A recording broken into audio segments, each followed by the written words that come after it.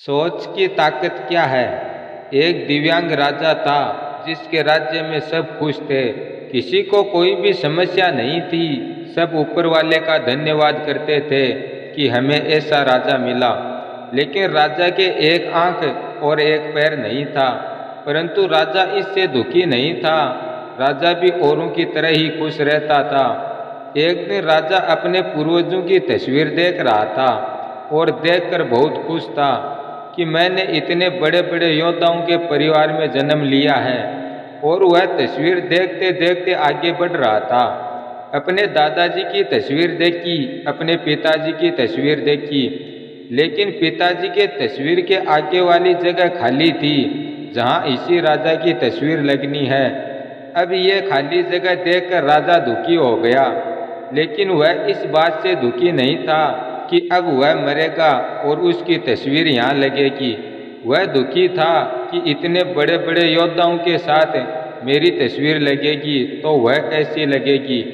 अब राजा यह सोच सोच कर परेशान हो चुका था। फिर राजा ने सोचा कि पता नहीं मेरे मरने के बाद मेरी तस्वीर कैसी बनाकर लगाई जाएगी। इससे अच्छा तो यही होगा कि मैं ही अपनी तस्वीर बनवा कर रख देता हूँ। फिर राजा ने अपनी तस्वीर बनवाने के लिए जितने भी आसपास में तस्वीर बनाने वाले थे सबको बुलाया और उन सब से अपनी तस्वीर बनाने के लिए कहा। अब सब सोचने लगे कि जिस राजा की एक आंख नहीं है, एक पैर नहीं है, उस राजा की क्या तस्वीर बनाएं। और अगर बना भी दी तो इनाम मिलना तो दूर, अगर राजा को पसंद नहीं आई तो गुस्से में सजा दे देगा। अब सब पीछे हट गए, लेकिन एक आगे आया और बोला, मुझे 2 दिन का वक्त दीजिए, मैं बनाऊंगा।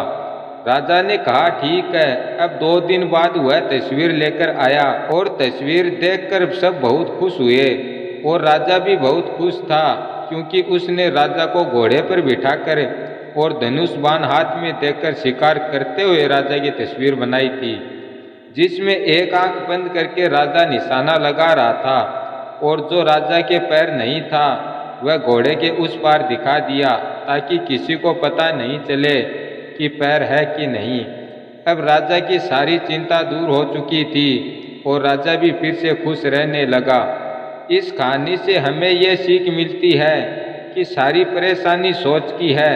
अगर हम परेशानी के बारे में सोचेंगे तो दुखी हो जाएंगे, और उसके सल्यूशन के बारे में सोचेंगे और उसका सल्यूशन निकालेंगे तो फिर से खुश रहने लग जाएंगे।